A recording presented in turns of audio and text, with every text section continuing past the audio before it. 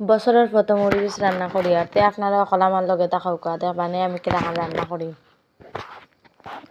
এখানে আমি ফিসা পেঁয়াজ রে তেলের মাঝে ভাজা নিয়েছি। এখন আমি দিয়েছি গুঁড়া মশলা, এখানে দিয়েছি মরিচের গুঁড়া, হলুদের গুঁড়া দিয়েছি, 2টা টমেটো কাটিয়া এখন সকলগুলো মশলারে বালা করে মেশাই দেব।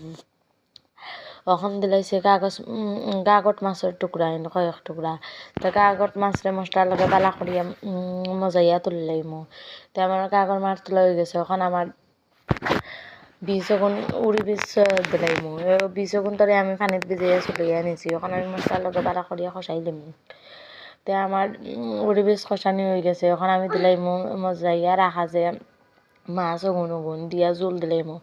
এখন আমি কয়েকটা কাঁচামরিচ দিয়া ঢাকনা দিয়া গুড়িয়ে দিলাইছি। তে হয়ে গেছে গিয়ে আমার উড়ি বীজ তরকারিতে বাঁকর পাতা দিয়া নামাই দিমু। আপনারা অকল বালা থাকুকা, আমারে বেশি বেশি করিয়া সাপোর্ট করুকা। আসসালামু আলাইকুম।